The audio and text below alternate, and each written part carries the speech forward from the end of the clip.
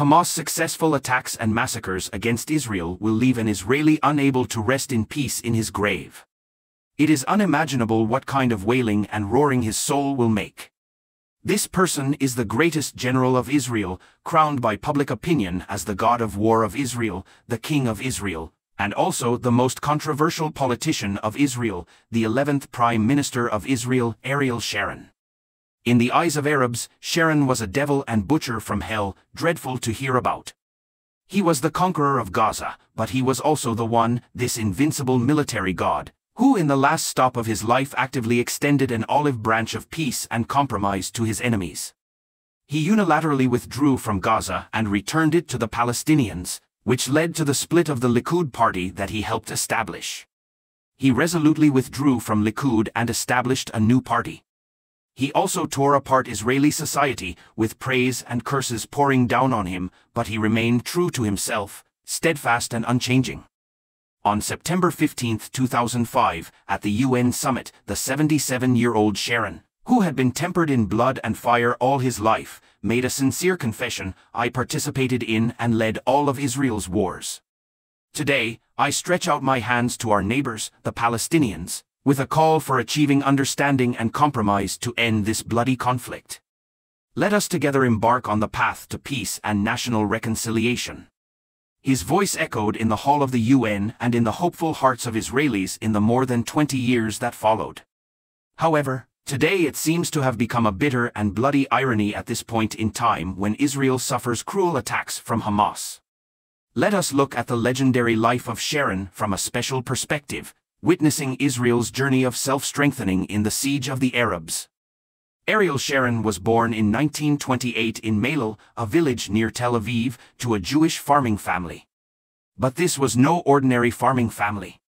In the early 20th century, Jewish thinkers urged Jews scattered around the world to return to Jerusalem, their ancestral homeland. Sharon's parents were deeply influenced by the Jewish nationalist ideals. They had originally lived in prosperous Jewish families in Russia. Sharon's parents were both university students. His father Shmuel graduated from the Tbilisi State University with a degree in agriculture as an agronomist. His mother Vera studied medicine at Tbilisi State University. Like many Jewish youths of that era, they harbored ardent ideals and settled in British-ruled Palestine after a long journey. With such a family background, Sharon was directly molded with ambitions and aspirations. In 1942, 14-year-old Sharon joined the underground Jewish paramilitary organization Haganah and received military training in Haganah's youth camps. Haganah was no ordinary ragtag militia. It was the predecessor of the Israel Defense Forces that would later shock the Middle East. It had very high military quality and professional standards.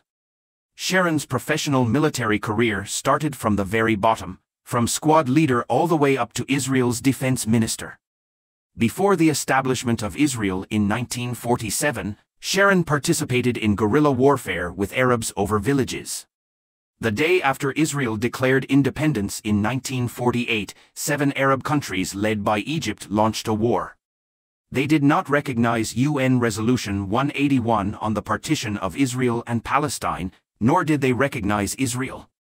They tried to drive the Israelis into the sea and destroy the country outright. In the Israel Defense Forces, Sharon became a platoon leader. Sharon fought bravely and gained some fame. During the Suez Crisis in 1956, he was 28 years old and had been promoted to commander of the 202nd Paratroopers Brigade, Israel's only paratrooper unit. This marked Sharon's official entry into Israel's brief but brilliant war history as an indispensable important character. During this war, the arrogant and self-willed Sharon acted without authorization, leading his 202nd Airborne Brigade to carry out an airborne landing at the Mitla Pass on the Egyptian side of the Sinai Peninsula. Occupying the strategically important Mitla Pass meant directly controlling the east bank of the Suez Canal and opening the gateway to advance on the Suez Canal. At the same time, it cut off the supply and reinforcement lines for Egyptian troops at the front, putting the Egyptian forces in a passive position.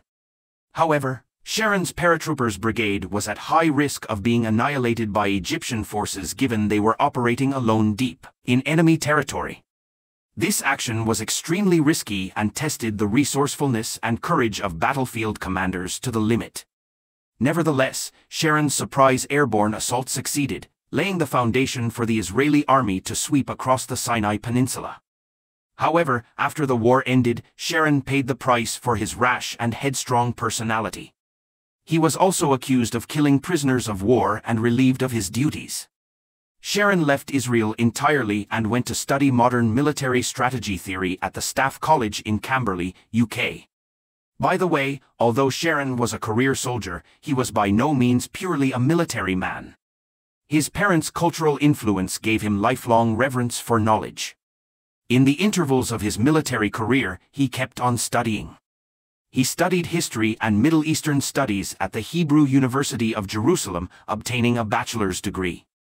After returning from the UK to Israel, Sharon studied law at Tel Aviv University's law school and obtained a law degree.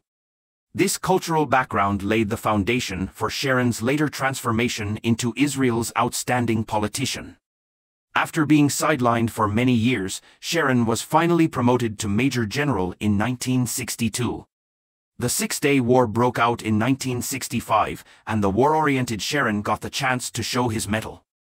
Although Sharon was controversial in Israeli military and political circles due to his stubborn and arrogant personality, his military talents were highly recognized. His fame as the god of war was earned in the Third Arab-Israeli War. The incumbent Israeli Chief of Staff Yitzhak Rabin summoned Sharon back to active duty and appointed him commander of the Armored Division. Rabin was Sharon's discoverer and patron who recognized Sharon's military talents on multiple occasions. On June 5, 1967, the Israeli army launched preemptive full-scale offensives against Egypt, Syria and Jordan simultaneously. Sharon personally led the Armored Division to open up the central route of the Sinai Peninsula. In this battle, Sharon achieved a staggering 100-to-1 ratio. The Egyptian 12th Armored Brigade directly facing Sharon was completely annihilated in one day, with 4,000 Egyptian soldiers killed and the brigade suffering total casualties. Sharon's troops only lost 40 men. With the central route of the Sinai Peninsula opened up, the Israeli army surged forward and the entire Egyptian line collapsed. The entire Sinai Peninsula was occupied by Israel within 3 days. The Third Arab-Israeli War is also known as the Six-Day War because it lasted only 6 days from start to finish. The Arab coalition forces suffered disastrously. Within less than 60 hours of the start of the war, the Israeli Air Force had shot down 451 Arab countries' aircraft, mostly destroyed directly on the ground at airports. Of these, 336 were Egyptian, accounting for 95% of the Egyptian Air Force and almost wiping it out completely. 60 were Syrian, 29 were Jordanian, 25 were Iraqi, and 1 was Lebanese. Israel only lost 26 aircraft. Arab coalition forces suffered over 60,000 casualties and prisoners of war, while Israel lost only 983 people. The battle was fought brutally. Egyptian President Nasser's dreams were shattered on the battlefield. He was dispirited as if his soul had left his body. His successor, President Sadat, described it this way in his memoirs: his most precious asset, his self-esteem, had suffered unprecedented injury. The events of June 5 gave him a deadly blow. He did not die on September 28, 1970, but on June 5, 1967, an hour after the war broke out. Although he was still able to move, listen and speak, deathly pallor was apparent on his face and hands. Sharon fought more courageously as he went on, pushing his mad and daring military genius to the extreme. In the Yom Kippur War in 1973, the Fourth Arab-Israeli War, Sharon produced a classic textbook example of military strategy. Strictly speaking, the 1973 Fourth Middle East War was not a continuation of Israel's invincible myth. On the contrary, it was the most dangerous war Israel experienced, where it could have potentially been destroyed. This was a war of revenge initiated by Arab countries led by Egypt. After Nasser's death harboring resentment, his successor Sadat, who inherited Egypt's presidency, was under tremendous public opinion pressure. He stated, "If we can regain and hold even 10 centimeters of Sinai soil, We could completely change the attitude of East and West towards us, change everything, especially the humiliation in our lives after the 1967 failure. To prepare for this war, Sadat spent hundreds of billions of dollars to greatly improve Egypt's weapons and equipment, especially the air defense missile system and anti-tank weapons. He made comprehensive diplomatic and military efforts, claiming that more than 100 countries supported Egypt's recovery of the Sinai Peninsula. He kept making public threats and engaging in brinkmanship. During each military exercise, Israel was put on heightened military alert. Yet war did not break out each time. This gradually numbed Israel. Before the war started, Sadat also pulled a big trick by expelling tens of thousands of Soviet military advisors. Israel's military believed this would severely weaken Egypt's military capabilities, making it even less likely for Egypt to launch a war. Israel's misjudgment of information before the Fourth Middle East War had many similarities with Hamas' sudden attack this time. Israel's intelligence and military agencies almost all believed that Egypt and its allies would not launch a war, even though they noticed large-scale mobilization of Egyptian troops. They still regarded it as routine military exercises. Even when Jordan's King Hussein, who knew some inside information, secretly visited Tel Aviv to personally warn Israeli Prime Minister Golda Meir face-to-face that Egypt and Syria were about to launch a war on Israel, Israel's decision-makers paid no heed at all. It was not until midnight on October 5, when the countdown to the outbreak of war began, that the head of Mossad in Europe secretly met with spies embedded high in the Egyptian military and obtained accurate intelligence about the imminent war. Only then did Israel's intelligence agencies, based on their various sources of intelligence, conclude that war was about to break out. However, on the morning of October 6, just 6 hours before Egyptian troops launched their offensive, Prime Minister Meir, Defense Minister Dayan and Israeli Chief of Staff Elazar were still arguing about it. General Dayan still believed war would not necessarily break out. In the end, Prime Minister Meir decided that even if Egypt attacked, Israel would abandon its long-held military philosophy of preemption and could not initiate the war. It must be said that Meir's decision at this crucial moment demonstrated her outstanding political wisdom.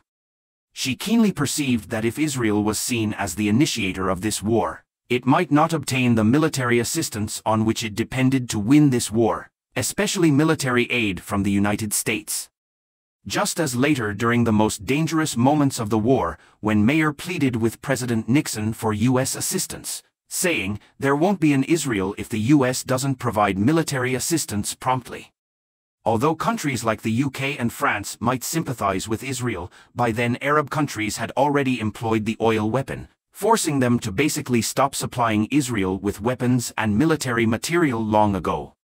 Kissinger later recalled this thrilling bit of history, saying, "If Israel had launched the war then, they wouldn't have gotten a single screw as aid. Israel might have been destroyed just because of that." This was not an exaggeration. When Meir pleaded with President Nixon to save Israel, Western countries did not truly extend a helping hand to Israel at that time. Israel's military equipment was already half destroyed and could no longer keep up. In the end, it was the U.S. that resolutely provided large-scale, timely military assistance to Israel despite offending the Arab world. The U.S. even painted over their active service fighter jets with Israeli markings and flew them directly to the battlefield. Of course, the U.S. also suffered retaliation from the Arab world for this. OPEC used oil as a weapon, directly raising oil prices from $3 to $13 a barrel, roiling the world economy. Israel paid a heavy price for misjudging the military situation. The urgency of Israel's emergency mobilization to respond just 1 hour before Egypt launched unprecedented large-scale attacks shows this. October 6 was the Jewish Day of Atonement. This war was therefore also called the Yom Kippur War. It began with Egypt's brilliant victory. On the Israeli side of the Sinai Peninsula was the so-called Bar-Lev Line, named after Israeli General Bar-Lev. This line did not turn out to be as impregnable as expected. The 4,000 artillery pieces Egypt deployed on the west bank of the canal opened fire simultaneously, concentrating fire on the Israeli line on the east bank. With a rate of fire exceeding 10,000 shells per minute, the bombardment continued for 53 minutes. Egypt's custom-made high-pressure water cannons specially designed to deal with Israel's bunkers on the Bar-Lev line caused the bunkers, which were originally planned to withstand artillery fire, to collapse under the ultra-high-pressure water. The entire line collapsed. The large Egyptian army surged through the breaches in the line with a torrent of tanks. To counter Israeli tank counterattacks, the vanguard units of the advancing Egyptian army had an average of 1 soldier in 3 equipped with anti-tank weapons. This was the highest ratio of anti-armor firepower ever seen in military history. Moreover, the Soviet-made At-3 anti-tank missiles were very lightweight and could be fired by a single soldier, with tremendous power capable of penetrating 430 millimeters of armor. Israel's British Centurion and American M60 tanks suffered heavy losses. Within less than a week of the outbreak of war, Israel lost a third of its total tank force, with over 600 destroyed. In the air, the Israeli Air Force failed to replicate the miracles of the Six-Day War. Instead, Egypt's Soviet SAM-6 air defense systems demonstrated formidable power. Israel's American-made F-4 Phantoms and French Mirage fighters were shot down in droves. Over 30 fighters were lost on the first day alone. Militarily speaking, the Yom Kippur War was on a much larger scale than this time's attacks by Hamas terrorists, and also more successful, inflicting far greater military blows on Israel. The difference is that Hamas terrorists attacked all over Israel, indiscriminately massacring civilians, completely different in nature. The bravery of the Egyptian army at the start of the Fourth Middle East War exceeded expectations. At the critical moment when Israel faced mortal peril, Sharon's military genius came through once again. And his blunt and decisive personality also played a special role at the crucial moment. Sharon, who had retired 3 months ago, was urgently recalled to active duty at the outbreak of the war to once again lead his armored division. After fierce battles and large-scale destruction of enemy tanks on the direct Israel-Egypt front, he again made a unilateral decision without authorization. He led his armored division in secretly crossing the Suez Canal to enter mainland Egypt. This was the first time the Israeli army reached Africa. To confuse the Egyptian vanguard, 200 men changed into Egyptian army uniforms and drove captured Soviet T-34 tanks to successfully cross the Suez Canal first. Sharon, a believer in a "follow me rather than a charge for me," was among the first 200 Israeli troops to land. In the melee during the beachhead landing, Sharon was wounded in the head, but disregarding his gunshot wound, he forged ahead relentlessly. His bravery inspired the Israeli army. It is said that when Sharon's wife saw the photo of him with a head wound in the newspaper, she called him to ask him to put on a helmet. Sharon told her he planned to keep the helmet to smash the heads of those idle gossiping politicians when he returned to Jerusalem. After Sharon's vanguard quickly seized the beachhead, his entire tank division crossed the river. This bold maneuver had strategic significance. It enveloped the Egyptian Third Army Group attacking the Sinai Peninsula, cutting off their retreat and also opening the route to the Egyptian capital Cairo. This move was extremely risky. Sharon relentlessly swept over 10 SAM-6 missile bases along the Egyptian border, eliminating the threat they posed to the Israeli Air Force. Sharon's military gamble turned around the dire situation in the Fourth Middle East War, achieving brilliant feats. Israel was able to turn defeat into victory because of this. British Field Marshal Bernard Montgomery praised in a speech, "I think this may be one of the boldest military plans in history." However, after the war, because of this unauthorized action that violated military discipline, Sharon was court-martialed. But ultimately the court gave him a verdict of not guilty, believing that his decision at the time was right. Prime Minister Meir and the Israeli military leaders at the time, General Dayan and General Rabin, also gave him very high praise and accolades. Because of the huge initial victory, the Fourth Middle East War satisfied Egypt's psychological need to some extent. Sadat also earned the respect of Egyptians. However, President Sadat was a very wise man. Through the war he saw the real strength of Egypt and Israel clearly. He understood that there was no meaning in lingering in this abyss of grievance and bloodshed. Egypt needed peace. It needed to concentrate on developing its own economy. It needed a peaceful international environment to build a modernized country. He was the first courageous Arab world leader to reconcile with Israel. On November 19, 1977, to the shock and anger of the Arab world, Sadat flew to Israel to embark on a journey of peace. Egypt and Israel signed a peace agreement. Egypt became the first Arab country to recognize Israel, ending 30 years of war between the two countries. To recognize his contribution to peace, he and Israeli Prime Minister Begin were jointly awarded the Nobel Peace Prize. However, because of this he also became a traitor in the Arab world. On October 6, 1981, on the Grand Reviewing Stand on the 8th anniversary of the October War, President Sadat was assassinated by extremists. In his dying moments, he uttered his last words, incomprehensible. He did not understand why his radical compatriots wanted to kill him. He left the world in confusion. Sharon's last war as a soldier was the Fifth Middle East War in 1982. This time he was the mastermind of the entire campaign as Israel's defense minister. Strictly speaking, the scale of this war was not considered too big. It was a war Israel launched to eliminate its arch-nemesis, the PLO and Syrian forces entrenched in Lebanon. This was a war without much suspense. The PLO was crushed within days. The disparity in strength between the two sides was too huge to compare. What made people talk was that as Israel's defense minister, Sharon actually went undercover with bodyguards to personally reconnoiter the streets and alleys of Beirut, in preparation for this war. There has probably been only this one such example in history. It was another very good illustration of this man Sharon's personality. This war also saddled Sharon with the infamous reputation as a butcher again. On September 14, 1982, the headquarters of Lebanon's Christian militia Phalange was bombed. Lebanon's President Bashir Gemayel, who was also the leader of the Phalange, was killed in the bombing while in a meeting. The Lebanese Phalange pinned it on the PLO and conducted reprisal massacres of Palestinians in the refugee camps, resulting in around 1,500 civilians including women and children killed. Although not directly involved, the Israeli army was implicated in condoning and acquiescing the atrocity. Sharon was forced to resign as defense minister for indirect responsibility in this massacre. The military highlight of the Fifth Middle East War was the aerial combat. The June 9, 1982 air battle of Bekaa Valley remains an unsurpassed miracle in the history of air warfare to this day. Because of the formidable demonstration of the Soviet SAM-6 missiles in the Fourth Middle East War, Syria spent $2 billion and 10 years of effort to meticulously build 19 SAM missile sites in Bekaa Valley.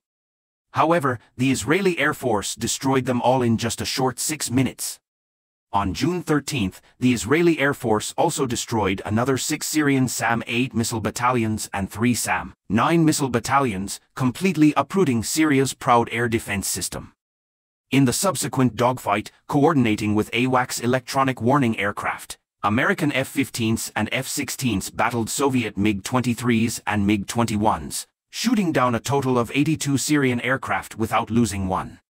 The 82-0 score remains the most brilliant record in the history of air warfare to date. The F-16 fighter gained fame from this and became popular on the international arms market. It is still awaited to make a glorious appearance on the Ukraine battlefield today. Sharon's life of military campaigning was interwoven with infamy and glory in Israel. His hawkish and tough persona were well known to all. But unexpectedly, after he turned to politics, he underwent a major shift from hardliner to peacemaker. In the end, he resolutely became a staunch advocate for peace. On this land of the Middle East soaked with hatred and blood, peace was a dangerous choice. Egypt's President Sadat paid the price of his life for it. In Israel, Rabin, who gave Sharon his big break, also paid the price in blood for this. Rabin was one of Israel's most outstanding military and political figures. He served 2 terms as Israel's prime minister. He movingly said, "As someone who has gone through a general's achievement at the cost of tens of thousands of soldiers' lives, I have to find a way to peace." This general who suffered the torment of long wars had an extremely strong desire to realize peace. It was under Rabin's premiership that the reconciliation with the PLO, the first handshake with battlefield enemies, was led. On September 13, 1993, Israel and the PLO formally signed the Declaration of Principles on Interim Self-Government Arrangements, the famous Oslo Accords. On the South Lawn of the White House in the U.S., Israel made major concessions and substantial progress was made towards peace between the two sides. On October 14, 1994, Rabin, Arafat and Israeli Foreign Minister Peres together received the Nobel Peace Prize. However, this warrior who did not fall in the hail of bullets and gunfire was shot dead on the road to embracing peace and leading the Israeli people. On November 4, 1995, after attending a peace rally, Yigal Amir, an Israeli right-wing extremist Jewish zealot, used a 9mm revolver loaded with homemade hollow-point bullets to shoot Rabin twice in the chest. To ensure Rabin's death, the assassin fired 2 more shots into his back. Sharon and Rabin had very similar life experiences. Despite opposition, Sharon was determined to lead Israel to the Holy Land of Peace. It was he who returned Gaza, where he had once fought bloody battles, back to the Palestinians. It was also he who took the initiative to withdraw settlements from the west bank of the Jordan River. He was so stubbornly convinced that his decisions could bring peace that he did not hesitate to break with his old friends and the Likud party that he had helped establish. He applied the fearlessness and valor from his battlefield days to Israel's cause of peace. Unfortunately, a few months after delivering that moving speech about peace at the UN, Sharon suffered a severe stroke on January 4, 2006. After that, this lion never returned to the stage of history. He lingered in a vegetative state until he passed away in a hospital in Tel Aviv on January 11, 2014, at the age of 85. His cause of peace had only just begun. He did not see the final outcome. At the end of Sharon's story, we want to show another less-known side of this Iron Man. When his first son was 11, he unfortunately was shot while playing with a pistol. That was the most painful place in Sharon's life. He said he would never forget running desperately through the streets holding his dying son. The heartache would never disappear and the wound would never heal. Unlike the ferocious and pugnacious image in people's minds, whenever he had the chance, Sharon liked to quietly stay on the farm with the sheep. He said that if not compelled by circumstances, he would not have become a warrior. He would have preferred to be a farmer.